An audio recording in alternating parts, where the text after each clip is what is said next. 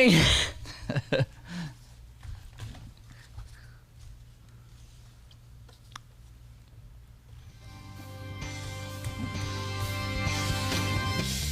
Welcome to Mornings with Matt, personal and professional development training that connects the art of acting with critical life skills and self-mastery. Presented by the Deering Acting Studio. Good morning, everybody, and welcome to Mornings with Matt. Today we've got a very special guest. I hardly even need to introduce this guy. He goes by a lot of different things. G Rizzy is one of his names. Sometimes they call him G Ren. Greg Risby. Sometimes they call him the 3-point king. Maybe? Yeah. Well, he's 3-point prince. I'd say. Okay. We'll get to that later. The king. The king might be somebody else, but the lefty.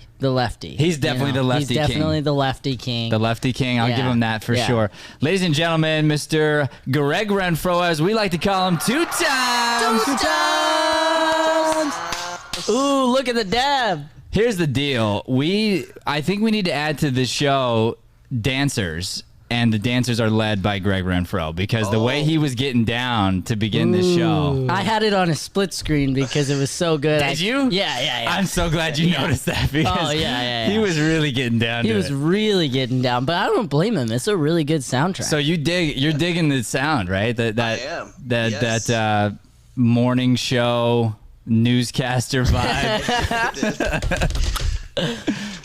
This is Matthew Deering, and welcome to the morning news. And that's how the cookie crumbles. Matt, if you could just get me some B-roll of you putting your papers up like this. Yes, B-roll. Yeah. Ding, ding, ding, ding, ding, ding, ding. Greg Renfro, buddy, what's going down, man? Not much, sir. How are you fine young gentlemen doing today? I personally am happy to be alive. Today is an amazing day. Lots of energy around the studio. We got some good stuff going on. Brian got a blood draw, which is always good. Always great. We're always tracking nice. Brian's health these days. That's good. Oh, okay. Yes, that's always good. Stay healthy, Brian. I will. Brian's got his own team at Mayo. Like, he's got a team of doctors that watch over him. So he's more protected than anybody. It is pretty cool. I mean, definitely, everything's perspective. So when you can hear those things, like I got your text this morning, I was like, oh yeah, I need to be grateful that they're drawing my blood. That's right. They know Brian on a first name basis. Come on in, Brian. We'll Big take time, care of big time. They call me B. Sweens over there, but whatever. So, Greg, let's talk about our connection a little bit for those who don't know us, because we go way back, you and me. Way back. Yeah, way we're like back. Babies with pacifiers. For sure. And you were a student first, I believe, and then I cast you in a play. We were in together, which is kind of how the friendship, I think, really started to blossom. Me, Josh, Brandon, the old boys next door. Yeah. Boys Next Door, Norman Belansky. Yeah. Yeah, we actually did meet at Elaine Stein's. I remember I was breaking into the business, and you walked in with somebody, and I looked at you, and you just walked in like, I think you were overconfident. Yeah, I was for sure overconfident. AKA cocky. You just sat there. You were like, yeah, I'm Matthew Deering, and then you sat down, and I'm like, okay, who is this? What's true though, bro, is I wasn't overconfident. I was underconfident. Ooh. I was walking in, and I was probably just trying to show something that that I wasn't. That's the truth. Back then, just trying to fit in, because I'm like, okay, I don't even know where I'm at. Yeah. Hey, but it worked though. It worked because actually I was like, okay, I like the way he's talking. He seems like he knows what he's talking about. You wanted to start a studio, and I'm like, yeah, cool, let's do it.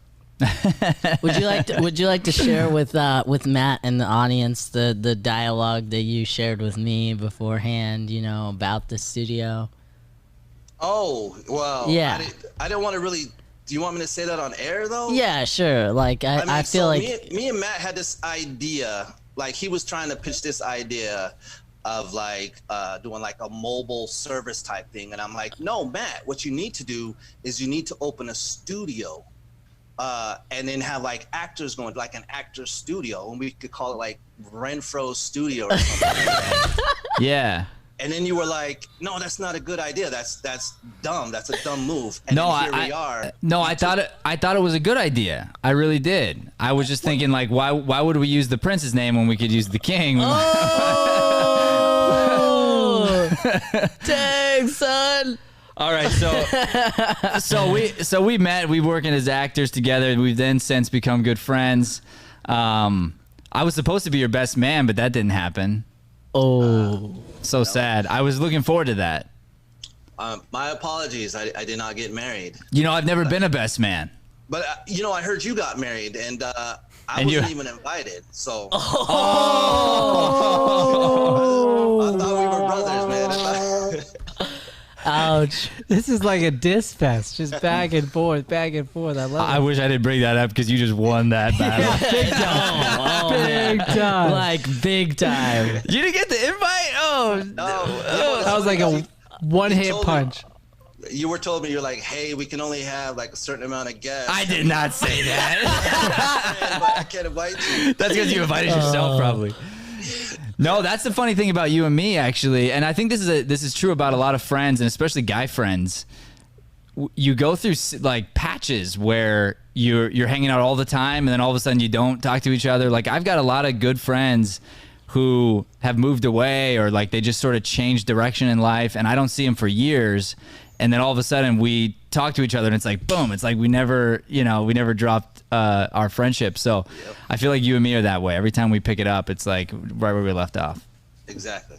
Yeah. Yeah. We're actually doing a lot better than back in those days. Like back in those days, it was like hit or miss, you know, it was right after the studio, you guys opened, and then I left, and then it was like, hey Matt, how you doing? And you're like, bud, how you doing? So now it's more like, well, and this is a fault of mine, Greg, and I can tell you something I need to work on and get better at is my relationships outside of the studio, because I'm so focused, and we're going to talk about focus later, but I'm so focused on our vision, our mission, and what we're trying to do here, that a lot of times if people fall out of this like atmosphere here that we live in, I have a hard time keeping up because I don't do a whole lot of anything. You know, I don't have a poker group. I don't do this or that. Like you and I used to play basketball together when we could because of coronavirus. We haven't been doing that recently, and my knee, of course. But but truthfully, like for real, besides that, like I don't really have any other activities. Like I have my kids that I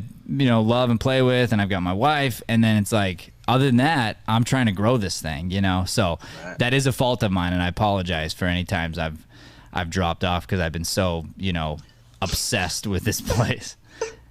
that's touching, man. No, but seriously, I'm the exact same way, man. Honestly, like if you're not like immediate family, I have a hard time reaching out to anybody. Like you're a text message away, and it's like, hey, when's the last time we text each other? Oh, well, we've texted each other lately, but before it was just like, oh, hey, happy Thanksgiving. haven't seen you in 6 months, but hey, happy Thanksgiving. That's why it's nice that we talk to each other a lot in November, December, because it's Thanksgiving, then Christmas right away. Yeah. Yeah. Yeah. It's a big difference maker, I think. Holidays, Yeah, I got a text from Greg on Thanksgiving. and Greg's I was good. Like, dang. Yeah. Wait, so you guys got texts from Greg on Thanksgiving? Oh, Yeah. Shay got one too. She said. What? Yeah. Yeah, Greg gives me a hard time because he's like, I text you, I'm the one that texts you on holidays, and you're right, you do, but you text everybody on holidays, so it's not like, that's just something Wait a you second. do. Everybody doesn't that get a matters. text. Everybody that matters. I'm gonna go home now. Except for Brian. Yeah, well, of course, because you already know Brian's text message is going to be full, Yes. from all of his Brian- Mayo Clinic people. So, Greg, you've made some transitions in your life lately, Yes, sir. and so you're less focused on acting than you were. What are you up to now?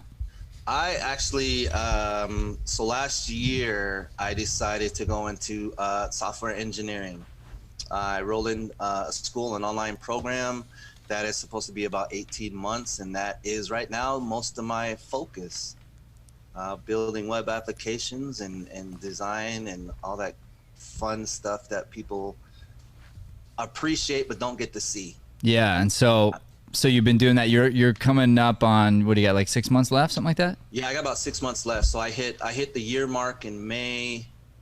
So actually June. So I still got another 6 months. And right now we're actually building. Well, it's a program called Labs. So we're in Labs, and Labs is basically, there's a group of developers like us, students, and we're actually building a real world project. So it's literally like we're coming up with an idea, and we're building it, and then we're gonna push it out to the public, like a student. So interesting. Dang. Maybe we should think about an acting studio project that your group could work on. Is it kind of like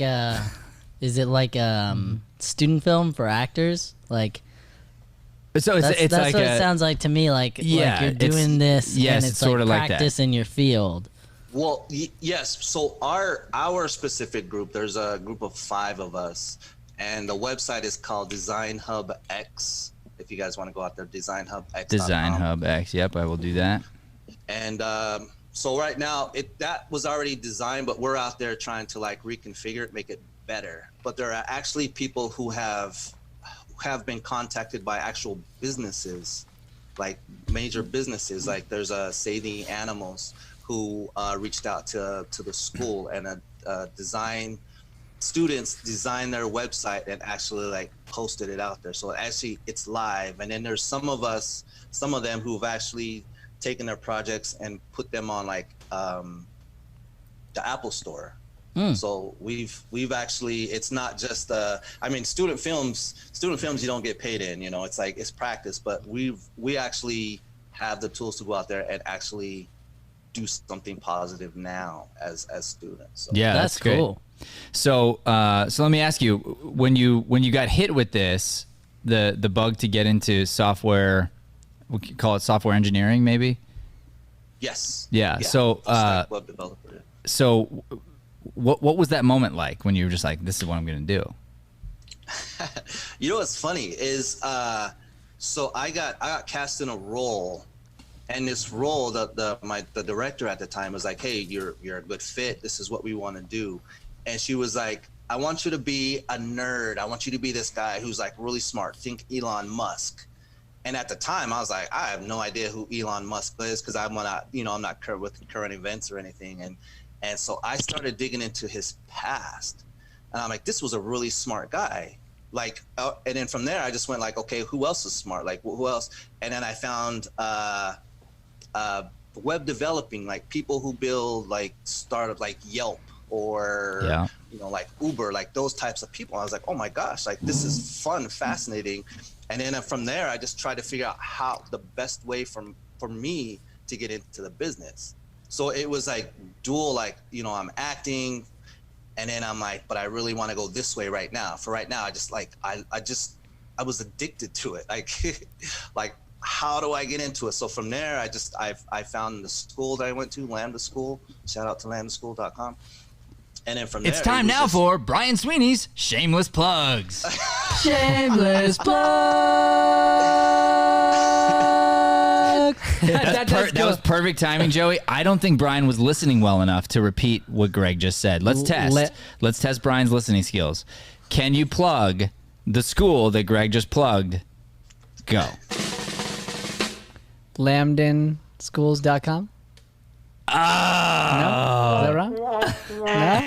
Lambden? What's the school, Greg? Lambda School. Lambda. Well, I mean, I think that's addiction. LAMDA? Yeah, LAM. Oh, I don't know how to spell. Oh, no. See, I feel that was addiction because I was literally about to be like, yo, can you say that again? Llama School. I mean, I feel like while we're I in feel the like section, either though- way that is an excuse though, because Matt got it. No, I didn't. I had Greg say it. And I'll just rewind just to throw one more in there. Design. I'm actually pretty impressed that you got as close as you I was did. like Lambda. I was literally about to ask, and I was like, no, the button. Yeah, Design Hub X as well. Make sure to check that out, guys. Design Hub X, yeah. So and that's just a website where if you want to post creative, like your photos or anything, like you create a photo, you can just link it up to there, and then you could reach out to other creative designers out there too. So Greg, I'm pretty fascinated with this story here, because I think a lot of actors have similar stories. I do anyway. I was going through pre-med, and I was embarking in a big project for organic chemistry, and I was doing an extra credit assignment where I was gonna be like making this little mini movie, and that's how I found acting. And I just kept going like, oh, this is like so fun. Like I just wanted, like, how do I do this? And I just kept like exploring that process. And next thing you know, I'm like, oh, that's my living. That's what I'm doing. And you hear, by doing the correct work as an actor, diving into character, knowing that I can't play a nerd, I can't play somebody who knows computers if I don't actually do the work and learn about it. So you started learning about it, and then we're like, oh, this is kind of fun. And next thing you know, you're down this new path in life. It's crazy. Right. Yeah, exactly. Yeah. I think you, and it's weird because I think both parallel the same thing. Like, you have to put in the work. Like, that was one of the things you taught us. You have to put it in the work. If you don't put in the work as an actor, you're not going to be a good actor. You're just going to be a shallow actor. So that was one of the things that I wanted to do. If I'm diving into any character, make sure I do the work, have a backstory, really. Even, like this one was a computer guy. I have to know computer. I have to know something. I actually practice 10 keying. It's a keyboard thing, and typing, just so I can get to the fact that, I be like, oh yeah, we gotta look at ABC, and like, those people type really fast. And I was like, okay, let's practice that too. I try to practice everything. And then from there, just reading about just web developing and software engineer was just fascinating, because you literally go down a rabbit hole. There's so much information out there that no one person knows it all. Well, and nerds rule the world. We all know that. So that's big facts. That really is Joey smart. Sweeney facts. Joey right Sweeney there. facts, baby. So Greg, I you don't need to cry on the show, but when you do, it's a bonus. It gives us some good material. No pressure. I'm a little kidding here, but I want to tap into something. I want to tap into your dad for 1 second, because I don't know him. I never got to meet him, but I feel like I know him through you. Greg's dad passed away, but the reason I'm bringing him up is twofold. But one is his connection to God. You've told me what a godly man he was, and there is this moment. I think your dad would probably connect to this idea of God works in the most mysterious ways, and for you to say yes to certain things that don't make sense necessarily, because God's trying to work in your life, trying to refine you, trying to do things for you. So to me, I think this is such a strange way to find web development. Yeah. Is somebody comes in, reaches out to you, and is like, hey, I got this role, like, will you do this? Like, how weird is that? And then you say, yeah, like, you have to say yes, you got to go, I don't know why I'm being called to do this, but something inside me is saying yes. And when we deny that yes is when we don't get the gift on the other side. So you thought, I'm trying to be actor, I'm trying to be this, I'm trying to be that, and God's going, I'm trying to direct you. Like, if that's what you think, let me use what you think to help me get you where I need you to be, Oh yeah. My dad was he's very religious, and one of the things he used to tell us was like, everybody's got talent. God gives you talents, and he told us about the parable where, really quick, he gives one guy, this dad gives one talent, he gives another 2 talents, another 6, and so the oldest one takes his 3 talents and multiplies it, and then another takes his 2 and multiplies it. Well, the one who took his talent, he takes it and then he hides it. So when the dad comes back, he's like, hey, the oldest is like, Dad, look, I took your talents that you gave me and I multiplied it.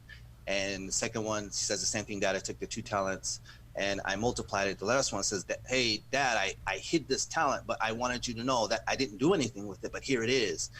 And that was the kind of the things that my dad taught me. So me saying yes to the role, like, again, I'll say yes to anything. Like, I just want to be an actor. That's what I thought. Want to be an actor. I gotta act. And then from there, it just led on. And my dad, just the way he spoke, like he's like, not a yes man, but don't don't deny your feelings. So if you feel a certain way about something, like lean into it. Yeah. So if you want to go, and this was before everything. I love my dad, by the way. I got so many thoughts. My dad said so many things. So if it doesn't come out right, it's because I'm thinking about the things he said. But basically, just go out there and do everything. So that's kind of like what I was doing. Like and again, personally, I never thought I would be a web developer because I hate school. Like I hated school, like everything about school. I hated studying, showed in my acting. But there was times where, but this one was just, it felt different. It felt like I was drawn, like I wanted to do it, like just like acting, I wanted to do it. And it's just, there's not many things I want to do in life, but this was one of those things where I had to jump into. I had to jump in. And I mean, here I am later, like years later, but it's like, I love it. Like, I love it. That's amazing. It's just weird. And, going back to that story in the Bible, then it's like, well, what happened to those guys with the talents? And they went. Well, go ahead. I was just saying they multiplied and were fruitful, and then so what the dad did is he took the talent. He's like, since you didn't do anything with this talent, I'm gonna go ahead and give it to your brother. Yeah. So he kind of took it away from him. And I'm gonna give it to the one that has the most. Yeah. And because he's gonna at least do something with it, right? Mm-hmm. And that comes back to this, like the differentiator between people who are crazy successful and wealthy, and we're like, we can't fathom things, like it doesn't make sense to us. And I was talking to Shay yesterday. She let me know that Patrick Mahomes got some huge contract, like $500 million or something. Shay told you that? Yeah. I told Shay that. Well, good job, Joey. So Joey told me inadvertently that Patrick Mahomes. That was super selfish. I pride myself in teaching you. I give you all the credit, knowledge. Joey. Joey gets all the credit. Shay gets none. Shay, zero credit for you for telling me something. It's all Joey. I was being selfish. Joey wins. He's the winner. Anyway, so we were talking about this thing. This Patrick Mahomes, he gets this contract, right? $500 million, and there's a part of everybody that wants to go like, oh, really? $500 million, But the truth is, my reaction is, dang, good for him. Like, wow, like good for him. The dude put himself in that position. And I told Shay, I'm like, this comes back to this thing that I talk about where I'm always looking for 1% growth. And I like working with people who are next level human beings who are trying to find a way to scratch and claw for that 1% growth. Because 1% is so huge when you become really great at something. So if you look at the 1% of quarterbacks and then the tier underneath them, the difference in value is hundreds of millions of dollars. It's crazy. Yeah. If you look at the 1% of musicians, like the Rolling Stones and the Beatles, and then you come down from that 1% to the really good bands, like you've heard of them, but what they make compared to that 1%, it's unbelievable, the difference. And so to be willing to claw and scratch and use your talent to its fullest ability, what's going to happen is you're going to get more talent. Like it's going to keep coming to you. It's going to happen. It's going to multiply. So what a great story. Oh yeah. Thank you, man. Papa Renfro. My dad was awesome. My dad told me so many things, man. Well, the other thing I want to talk about in regard to your dad that I took with me after you said this, and I just thought this was such a cool concept, was he would take you out in the woods and make you cut wood, right? Yeah. Yes. Tell us about that. My dad. So my dad was probably I've never met a person work harder than my dad. My dad was a very loved his family, would do anything legally for his family to protect them, to provide for them. And we used to go cut wood. I remember I started when I was 9 and ended when I was 18. And it would be, as a 9-year-old, you would think, I'm gonna play in the summer. I'm gonna have fun in the summer. And no, my dad took me cut wood, and it was the worst thing. Like so we were there from like 5 o'clock in the morning till 8 o'clock at night. That was the life on the every day in the summer. But in between and were you cutting wood for a purpose? Would you be selling it or giving it away? Yeah, he would sell it. Okay. He said sell it, but he gave a lot of it away. Yeah. That's just the kind of person he was. Like, he's like, I'm going to charge you this certain price. And then he just, here's some extra, you know, I know you need it. So he was just a great guy. And the things he did, though, my favorite part of cutting wood, besides going home, was sitting down, and he would talk about the Bible. Like, my dad loved the Bible. Like, this guy was all about God, God fearing, God loving.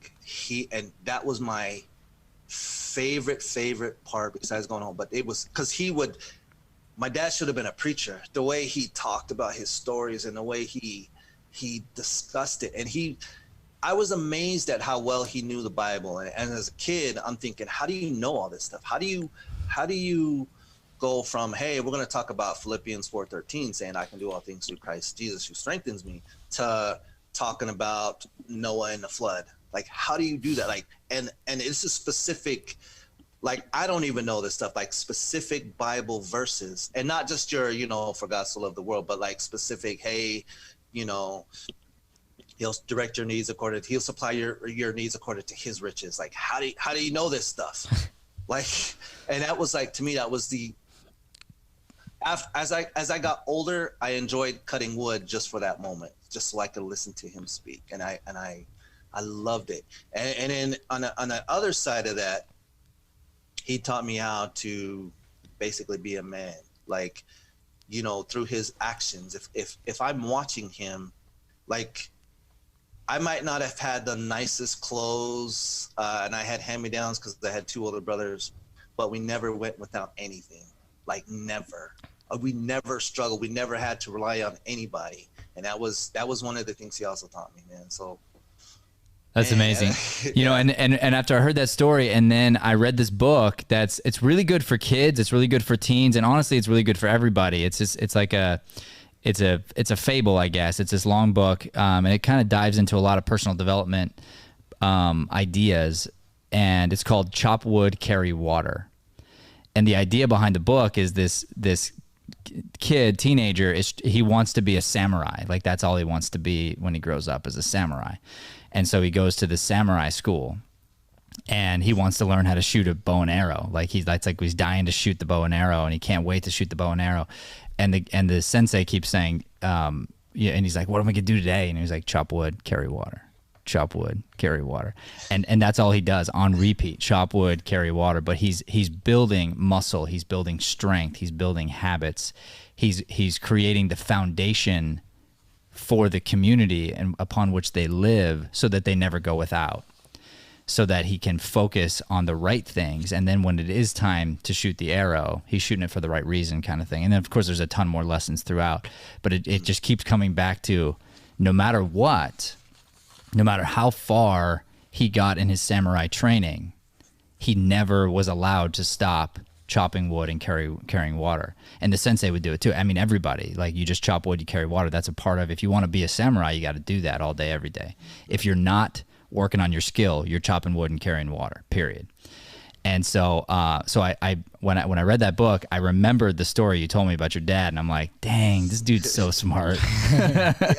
Like, yeah, he's delivering these huge lessons to his kids, and you didn't know it at the time, but the amount of discipline you were learning, and the amount of just like hard work and sweat, and you know what that means to put your hands into something, you know, that you can believe in, and honestly, like, you had a perspective because of him, and the way he demanded you work, that you literally felt like you got to earn the Bible, and you're like, oh, thank goodness I get to, you know, hear the Bible. Right. When most people, like, at that age would dread it, you know, they'd be like, oh man, like, that's a really, really inspiring, cool story, and something that I would love to take with me and use in my own way with my kids, you know, and to inspire them in some way, and to remind me that when they complain, that it's my job. You know, my job is to refine them. My job is to discipline them, and to encourage them to do the hard things, even if they don't understand it in the moment, even if they don't like me in the moment. My job as the dad is to do that for them. Right? Yeah, no, I 100% agree. 100%. There was times I hated my dad. Like, I hated the fact that we had to go cut wood, and I just looked at my dad like, again, can I get a weekend off? Like, I just want a weekend off. But again, it was the hard work, and it was just his. Like, we're gonna do this. We're gonna do this for us, but we're also encouraging to help other people. Like, he's cutting wood, but he really, like, and the other thing he did was, like, he gave it a lot. He gave a lot of it away. Yeah. Like, we would spend a lot, and he would just, and then we'd go, and then he taught me. So, like, I would go to their houses and be respectful. And it ended up being towards the end of my illustrious 9-year career cutting wood. It was just, I was just grateful. Like, by then I didn't have a problem with it. I was like, all right, so we're going to go help Mrs. Ruiz, and here, drop this off. And, we ended up stacking it all up for her. She tried to give me tip money, and I'm like, no, I don't need it. Just. You became a samurai. Yeah, sure. Seriously, it's beautiful. It's a beautiful story. It's crazy, and we don't know. Like, I talk about this a lot. It's so hard to know in the moment when you're being corrected that you're being loved at the highest level. Mm-hmm. Yeah. And it's so hard to say thank you when you're being corrected. It's like the most difficult thing in the world to go, thank you for this pain. I just really appreciate it. But imagine you go back right now. Imagine you could go back knowing what you know. Yeah. And you wake up at 4 before your dad, and you prep his gloves for him, and you prep his coffee, and you just like, without being asked. And he's like, we're gonna, he doesn't have to say we're cutting wood. You're already in the car buckled. But by the end, so he still had to wake me up at the end. But I did all the prepping. It literally became second nature. He was like, all right, we're going to cut wood tomorrow. All right, cool. I'll set my alarm for 5 o'clock. We get up at 5 o'clock. I don't drink coffee. I never drank his coffee, but I would hold his coffee. I'd get the truck ready. I'd gas the truck. I would do the driving.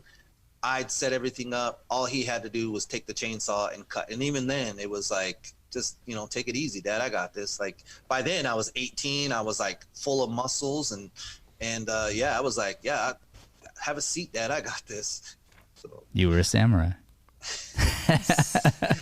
Full of muscles. That's right. Yeah, it was no big deal. I was just like, I was huge, flexing on everyone. He's full of them, just full. So this got really deep really quick here, Greg, and so I want to thank you right away for being vulnerable and talking about some of this stuff. And I think there's so many lessons to be learned in the Bible, but in each other's stories, and in being curious and being open and wanting to learn from other people, that there's, so I just appreciate you sharing with everybody here. Anybody who's watching can connect into this idea of chop wood, carry water, chop wood. It's the everyday habit that you put into place that is going to make the long-term success. I've got a question for you when it comes to your schooling. How much time do you spend on average per day working on web development, or have you been?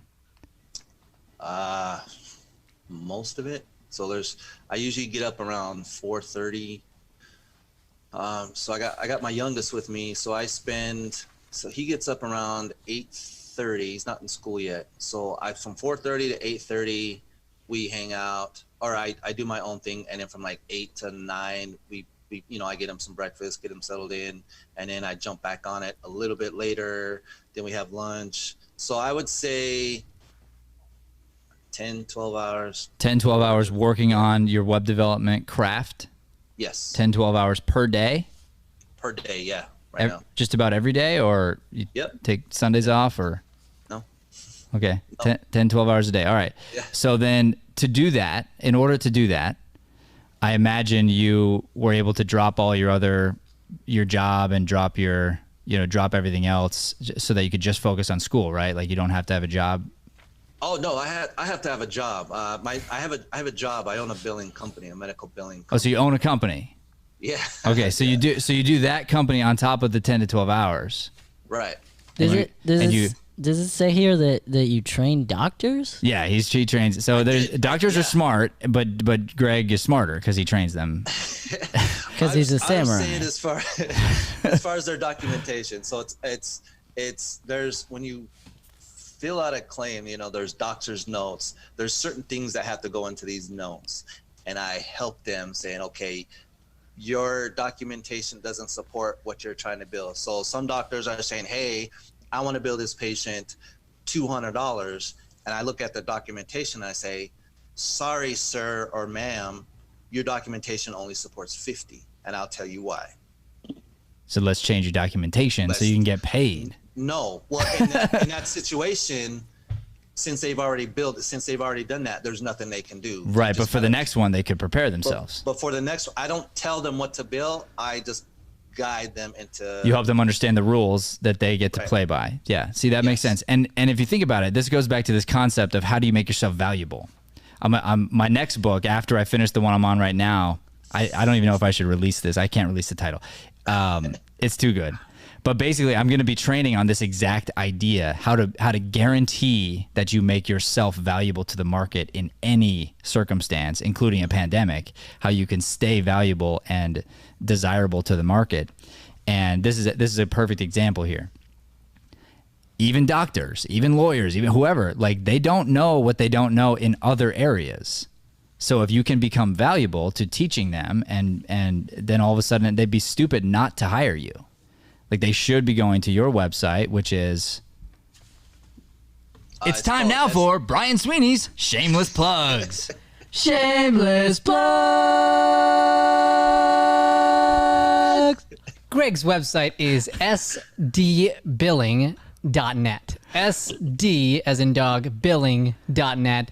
Check out Greg's awesome stuff he's got going on. So there. if you're a doctor or you're in billing, if you know anything about doctoring and billing and you want to know more, go to sdbilling.net. sdbilling.net. And was this designed by anybody in particular? No, not at the time. when I started it, I didn't know anything about web design. But currently, are you redeveloping it? I'm redeveloping it, yes, with my own stuff, my Look own at that. my own talent. So you're redeveloping sdbilling.net? That's right. That's right. Well, SD. I'd have to change the name, but yes, it's going to be something similar. It's still, so my company is SD Billing. Yeah. I just might have to change the .net to .co or .io or something else. But, yes. But it's SD Billing. SD Billing is the name. SD Billing is what you should remember. Based on the beginning of the show, like maybe you should call it like Deering Billing. You know, that would be really well, if you want cool. to be successful, yeah, that's a good idea. Okay. Yeah, okay. Okay, so we're working 10 to 12 hours, and we've got we still have our own company. We're training doctors, and we're running through things here. Now, I have to imagine, though, working 10 to 12 hours since you started this schooling, that was 18 months, they're paying you, right? So how much do they pay you? How much does the school pay you to learn web development? They pay me nothing. Wait, actually. what? Yeah, no. They don't pay you? No. Wait, oh, So do you pay them? I will have to pay them after I graduate, and then. So you're paying them to work 10 to 12 hours a day for free for 18 months. You get my point here? I'm trying to make a point to the world. There is no easy way to get anything ever. So stop telling yourself that there's a shortcut. So if you're an actor, you're an artist, you're a musician, you are anything, you want to be anything. I don't care. You want to be a web developer, whatever. There's no shortcut, period. So I knew all these answers. I was just asking you, grilling you on purpose. It was clear, yeah. But here's the point, right? So Greg's going, yeah, 10 to 12 hours. And I'm raising my kids. And I own my own business. And this and that. I get up at 4:30. Why? Because like that's what successful people do. And I'm a successful person, so that's what we're going to do. So if you have a dream, you want to do this, understand you can, 100%. You've just got to commit to this ongoing, never-ending growth. And this is where school comes in. This is where these institutions come in, is they help you stay on track. They give you the guidelines. They give you the homework. They tell you, like, you got to be in class. You got to do this. You got to do that. Because for most of us, we don't know where to go next. We don't know Sometimes we have a hard time with that self-discipline to move on to what is the next thing.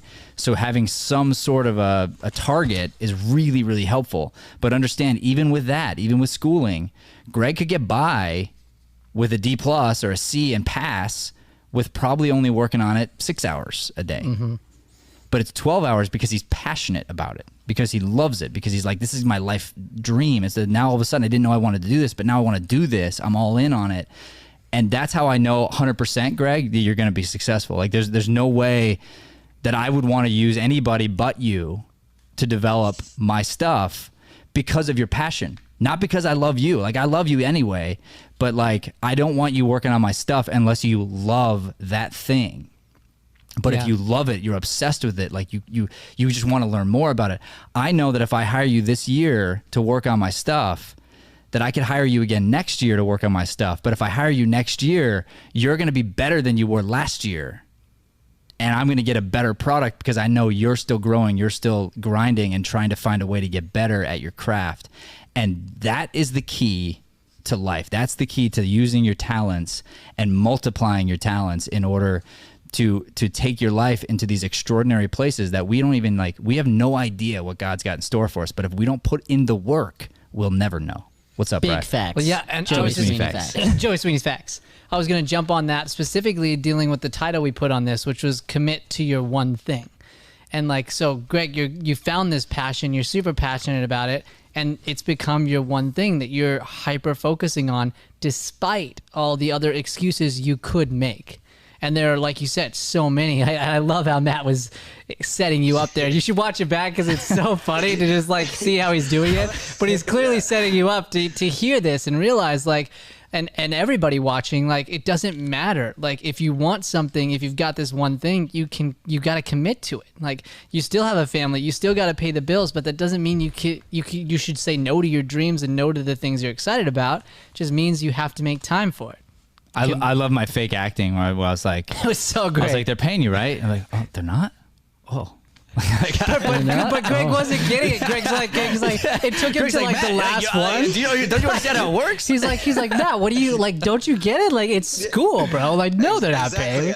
I was actually confused there for a second. I was like, well, what? Why would they do that? You could actually see me think that's a good actor right there. You could see my eyes. That's right. My eyes. You were actually playing it in my head, why would they pay me to go to school? I guess they could. And that's where if we wrap our mind around maybe where you used to be as an actor, maybe where a lot of people used to be as an actor, maybe where I was as an actor when I walked into that Elaine Stein class and met you. This mindset of with the frosted tips. That's right. So cool, by the way. So cool. This mindset of I deserve to get paid now. With the frosted I deserve to get paid. I don't need to go to school, whatever. It's such a lie. And you think people then they go, oh, well, I just didn't have it. I guess I just didn't, whatever. No, you didn't work for it. You didn't put in the time. You weren't doing 10 to 12 hours a day for 18 months and putting out money, just having faith there's going to be a job on the other end because you're so skillful. But I guarantee you, anybody on the planet who spends 10 to 12 hours a day on their acting, getting better, working on skills to become a better actor, and pays professionals to help them get better during that 18 months, you will become valuable to the market and you will make money as an actor. Big facts. If you keep doing it beyond that, you will then be a great actor who gets paid a ton of money. And if you go beyond that, you can push and scratch and claw to work with me. And you can end up in the 1% and make a ton of money like Patrick Mahomes. And I'll shameless plug this one. It's not out yet, but when you're best it's listener time now room, for Brian Sweeney's shameless Bro, plugs. you can't do it. Shameless plugs. It's because I was waiting for the shorter version. It's not happening. The longer version is where we're at That's today. where it's at? We're Yes. feeling it. Great. The best listener in the room we went over this yesterday. Oh, the book I'm writing? Oh, Yeah. The book weird to Matt's bring that up. writing, and it will be coming out. It's amazing, and you were going through chapter 3. And so shameless plug, when that comes out, it literally talks about this exact thing, and you talk about your experience in Larry Moss's class. And so Yeah. chapter 3, it's going to come out. Best listener in the room. Shameless plug. Shameless plug. All right, Greg. So, I will go tell ahead. you really quick though. Yeah, hit it. So I have a friend. We both started at the same time, different places. And my thing was, I loved it. Like I was like, I want to do this because this is where I want to be. I asked her what her thing. She's like, oh, the money. I want to just, I mean, I can make 6 figures doing this. So we both went our separate ways. I was like, okay, my schooling is going to take 18 months. She said hers is going to take 12 weeks. She took out a loan to do it. I'm like, okay, I don't have the money up front. And so she finished hers up. And I was like, okay, so what's now? She's like, I don't know. I'm waiting for the jobs to come in. I was like, are you practicing? Well, no, I don't need to practice. I already took the schooling. So it's kind of the same way acting is. You can't just say, okay, I'm going to take a class in acting and now I demand that money.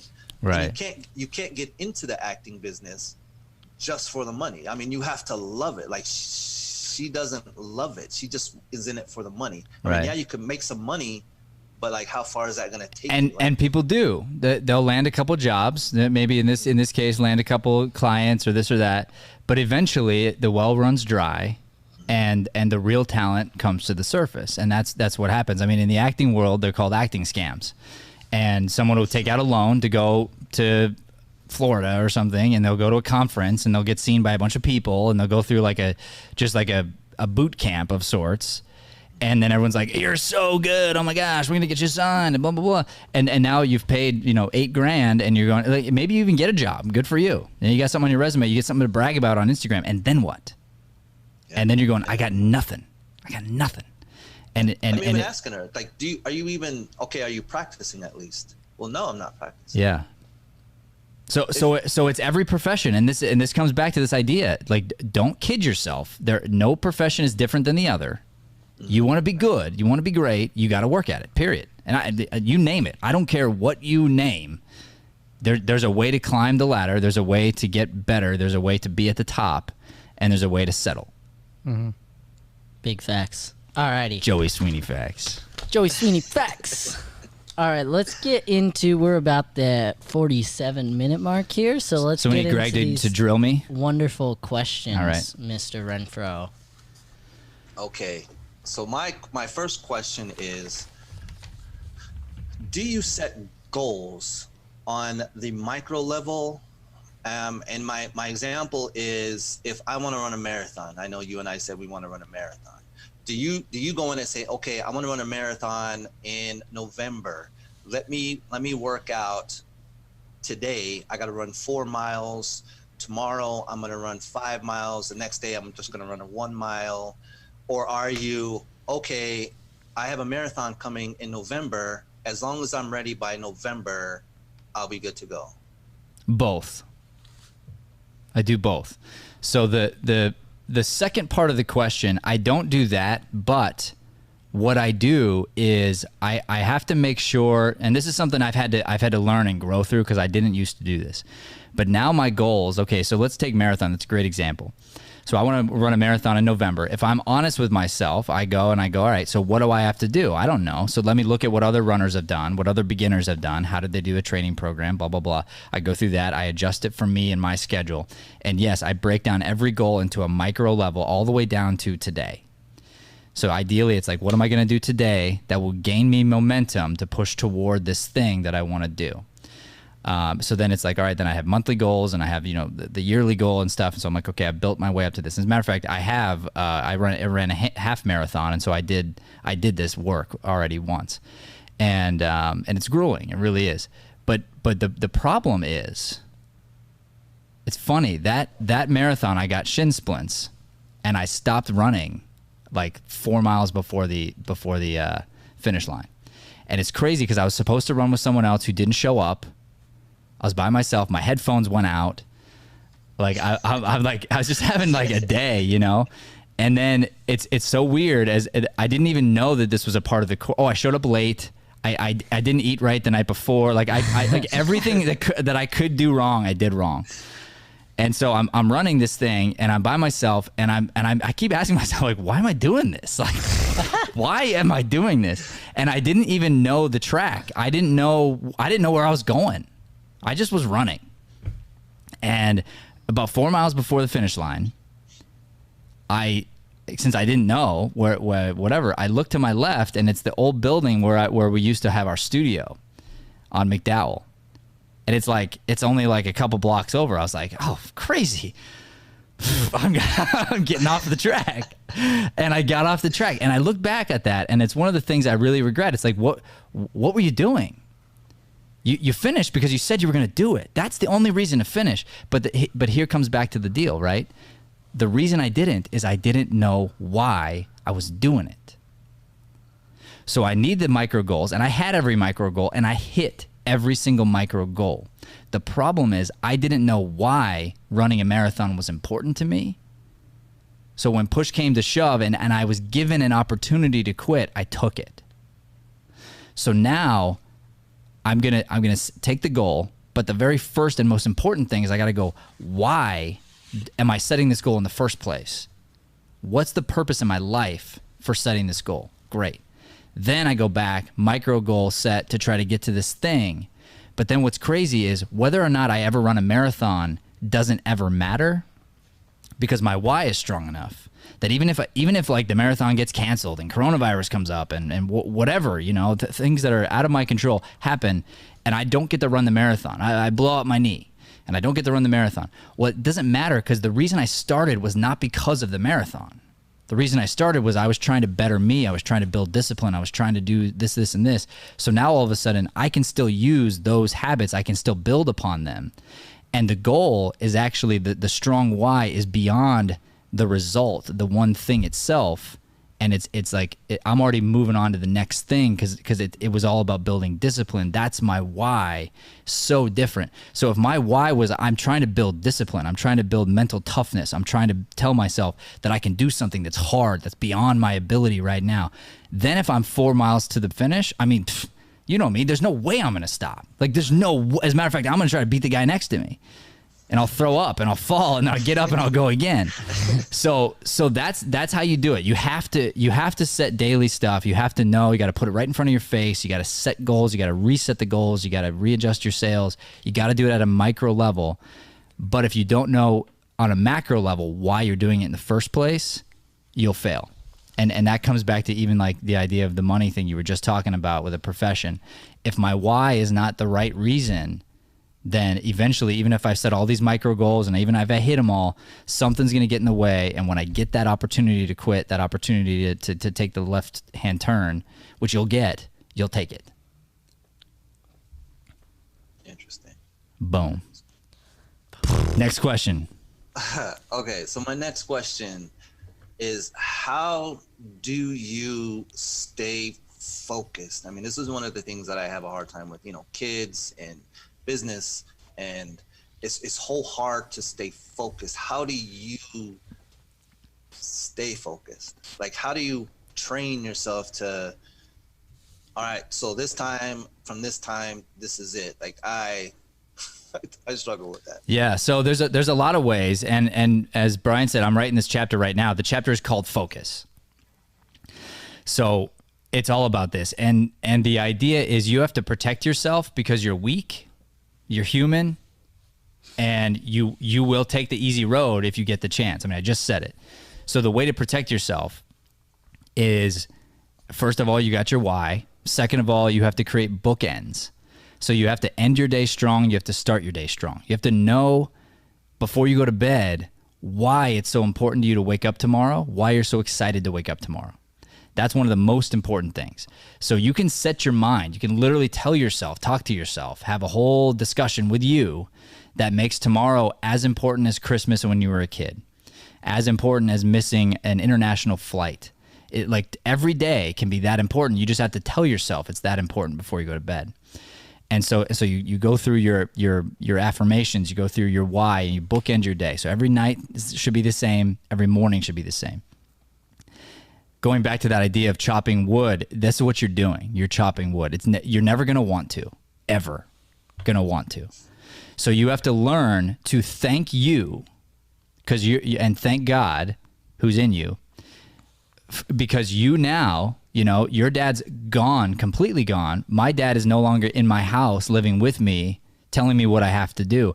I'm my own dad, disciplining myself, and that's a responsibility that I have to take. I have to be hard on me.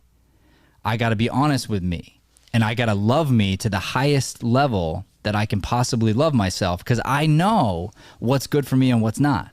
I know. I'm being told by God constantly what's good and what's not, and then making the choices to listen to that or not listen to that. That's the struggle. So to protect yourself, going back to focus. So, all right, so we have our bookends. Good. So now you're starting your day on the right path. Ideally, checking in with God. I think that's the number one. You go there, get to something physical, something to activate the mind. Then you get into your passion, your love, so for you, it's web development. For me, it's going to be writing, acting, personal development, etc. And so we're going to push forward on that thing. Then, in order to stay focused and do that thing well, you got to create the right environment. So you got to declutter your space so you can declutter your mind. You got to protect yourself from all the outside forces, digital, even people. You got to actually like tell people this is the way it is. So if daddy's got the sign on the door, unless it's an emergency, like if you're bleeding, cool. If not, you know where the Cheerios are. Get it for yourself. Like until this time, you can't open this door. It's very important because you're working toward getting to this state eventually, which is a hyper-focused state is what I like to call it. I like to transmute that idea from negative to positive, but being hyper-focused so that you can work at an exponential level in a shorter period of time. You get more done when you're in this like full state. But anytime a text comes in, anytime a ding, a pop, or whatever, it takes you out of that. And statistically, it takes 23 minutes to get back in. So most of the time, you never get into that like magical space. But we've all felt it, where we feel in the zone. We felt it on the basketball court. We felt it, in our professions, where you go and like you lose track of time, you lose track of people, and you're just going. That's where you want to live, ideally, every day in your passion. So knowing that that's what you're going after, it becomes easier to protect yourself because you want to do it. You got to create rituals, habits. You have to be honest with yourself. Go back to being your own dad. And you got to discipline you. You got to go, okay, what do my rituals look like? What do my habits look like? What do I do every day? Let's be honest. If I don't brush my teeth every day, if that's not a habit I have, let me be honest with me. Am I going to have nice teeth 10 years from now? Yes or no? The answer is no. Okay, I got to change my habit if I want to have nice teeth. Cool. So then you go, whatever other habit I'm doing, whether it be eating, exercising, study habits, etc. Whatever these things are, if I watch X amount of Netflix every day, and be honest with yourself, like actually track the hours, the way you track 10 to 12 hours of work, cool. Let me track, 6 hours a day on TV, web surfing, social media, blah, you go down the list and you're like, I didn't realize it was that much. Cool. Well, if I keep doing that, what am I going to be? I'll be a consumer, and I don't want to be a consumer. I want to be a contributor. Great. So I got to change these habits. I got to transmute them into something else. So you're going to have your environment. You're going to have your rituals. You got to control your outside forces, things that are coming at you. And then you have to make that decision. You got to know your why specifically and keep holding on to that, keep coming back to that, because it's a daily discipline. It's a daily exercise. It's a daily choice that is super hard. It's never going to get easy, ever going to get easy. I've been waking up since 4 or 3:30 or whatever, and I missed a couple days, especially with coronavirus. It's thrown me through a loop, thrown everybody through a loop, and it's like every day, from the beginning of since I started that has been it's so hard in the morning. Mm-hmm. But you make the choice, you get through it, and all of a sudden you feel like $1 million.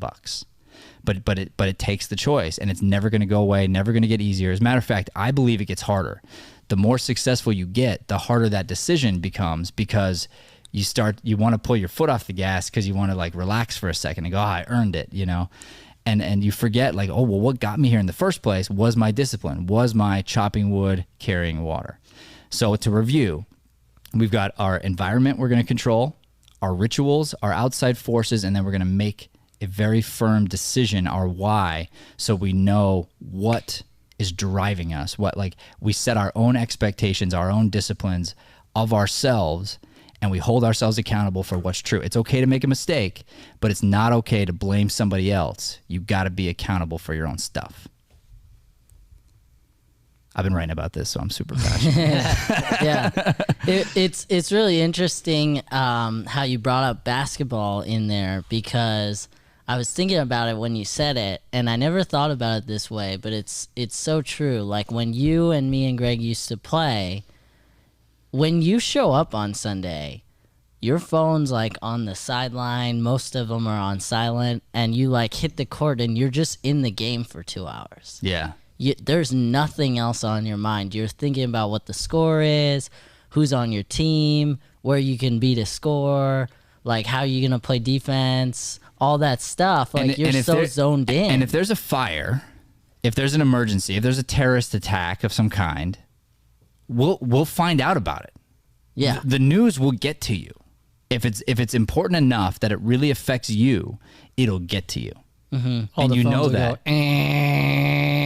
That or someone will run in. Someone's gonna run in the room and go, a terrorist attack and fire, you know, and we're gonna go, oh, all right, let me grab my phone and see what's going on. But you don't really, because you've separated from it, it feels so good. It's why we looked forward to it so much. It's why I'm sure we miss it so much, is because there's that community, but it's the community away from everybody. There's one thing we're thinking about, and that's just the ball, the court, like the community, and just like kind of beating on each other a little bit. Yeah, that's what I was going to say. I was gonna say Rich guarding me or guarding the biggest person. Rich, for people who don't know, Rich is the smallest guy on the court. It's like 3'5", I think. And he wants to guard a 6'2", 6'3" player. Like, I guard him. I got him. I got it. I'm worried about that group, man. Like when we get back, I'll bet you everyone's put on the freshman 15. Yeah. Well, probably except for Paul. Paul probably isn't. Paul and maybe EJ. Paul Surdykowski, you're talking about? Yeah. Why has he been working out? Oh yeah. He looks really good. Like, good. He started he started watching what he eats, and he slimmed down a lot. Good. Oh, that's dangerous. Probably because I was running circles around him. He probably got a little worried about that. Didn't you have a question about basketball also, Greg? I did. You got a basketball question. Let me see if I can help. Go ahead. We already know the answer to this one, but who's a better baller, me or you? Like you or me, you're saying? Yeah. That's a deep question, Greg. That's that's not just an easy easy answer. I could jump on it a little bit. Matt's writing a chapter in his book about this. Just kidding. Yeah, it's the afterword. It's called Why I'm Better Than Greg at Basketball. No, so truthfully, I would say it depends. I think you have more athletic ability. You've got probably more skill set, a better frame for basketball. If we played each other one-on-one, I think you'd probably beat me more times than I would beat you. Yes. But if we had to pick and put me on a team or you on a team and the teams were even, my team would beat your team. Yes. Because I work harder, I grind it, and I have a will to win that is insatiable. It's because your team sets screens and my team doesn't. And you don't tell me. But it's the same team is what I'm saying. And my team sets screens because not because they should, because I've already set 400 screens, and they know if they don't set screens, like they're going to get bumped into. And it's a will to win. I'm gonna find a way to win. And I was telling Joey about this actually. We looked at this question, we laughed. I thought it was so funny. But I was like, in a game, Greg, if we were really, really competing like on camera, Greg's gonna bring it, you know. And I was like, he'll probably score 3-4 more points than I will. So let's say 3 or 4 points. Okay, cool. But I'm gonna score about 8 points that are intangible points. That little bit of hustle you get back, and you just kind of nick a ball. You like I'm diving across there's a reason I blew my knee out playing basketball, because I mean, dude, like tell them a story about me, the one man full court press. Oh, so we decided to put Matt on a team because we needed a really good player. So and we won the championship, by the way. We did. Yes, we did. So Matt is, and it doesn't matter what the score is. Matt never stops. He is 100% going 100% of the time. Like he's just that person. Full court press. Everybody, we're up by like 20, so everybody's just running back. Matt is up there. So he's on the guy who's trying to inbound the ball. So the ball gets inbounded. Matt's running up to the guy, trying to guard him. They set a pick. He's going around that pick, and he gets called for the foul. And Matt's like, "What? What are you talking about?" Like Matt is a hustler. No, but then this happened a couple times. I'd be doing that, you know, and just kind of like a little gnat up there, and again, like those are those intangible points. There's a reason we're up by 20. Yeah. It's because it's annoying for them to bring the ball up, and they just want to shoot and get rid of it, so they don't have to have me natting around anymore. Exactly. But there were times when I was doing that, matting around. That's matting right. around. You're very good. Yeah. There were times I would do that, and I would actually nick a ball, and it would be a loose ball. It would be coming toward the midcourt. And I'd look back going, we stole the ball. And like, no one's anywhere near. I'm like, guys, what the heck? Where are you at? Like, what are we doing here? Let's go. Matt, we're up by 20. No, my team's like this. You know, it was always rare that you and I got to play on the same team, because we're both competitive. Even during the league, it was always like, okay, I would be your sub, you'd be my sub. And I'm thinking, okay, we could go in for a lot of other people. We could really run up the game. But we had a lot of fast point breaks. Fast break points was because of you. So you play the guard position. If somebody rebounds it automatically, we're throwing it down court because Matt's already there. Like, he's in there guarding his guy, and as soon as if he knows he's not going to get that rebound because there's tall guys, boom, he's back. And I knew this too, Greg. I knew there were a lot of teams that have a certain competitive edge, but they're not 100% of the time. So when they played us, I knew this is something else I knew strategically. I might have a bad game. I might be totally worn out. I might run down that court every time, and they guard me every time. And I never get the fast break. But here's what I know. While you guys are getting to rest a little bit, I'm wearing down their team. And I might be tired, but their entire team is tired. And my guys can come up and just ball on them. I mean, that was again, my mentality was like, I'm going to do what I can to better the team. And I've played against college players, you know, I've played in you know, bigger games. And there are times when, I mean, you just have to be honest with where you are. My only job is like, catch the ball, don't throw it away.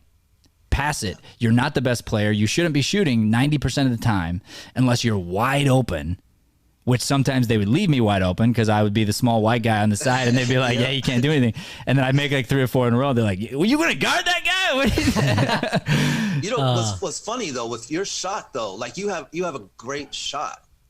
And a lot of times, like, so we'd set the pick, and your mentality is pass first. Like, hey, I'm not going to shoot the ball unless I'm open. And there were so many of our team, like, I would be sitting on the bench, and it'd be like, oh, man, just shoot the ball. What are you passing it for? And it was like, you didn't really. I got to grow in that area, though. I got to grow in that area. It's a trying to create, trying to maintain the team balance, you know, is a thing. Mm-hmm.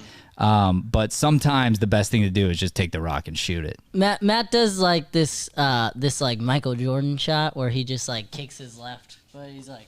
Yeah, you know about the Michael Jordan shot where you kick your leg up so that you separate yourself from the defense. Only I only go about this far off the ground, but yeah, I learned that one. I learned the Steve Nash sort of floater up the middle. You know, there's so many shots I practiced 10,000 times in my backyard because I just love basketball. You know, and Matt loves getting killed by Steve Nash also. Oh, yeah, in 2K. But in 2K. Let's not talk about 2K. Yeah, let's leave that out. That's a waste of our time. Because Joey's Sweeney Facts, he's the best 2K player there is. All right, done and done.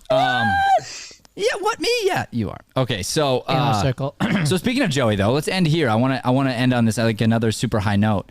And I'm going to start with a huge insult and end with a huge compliment. I love it. When Joey started coming with us to Sunday basketball, he was overconfident, and he was one of the worst basketball players I've ever seen in my life.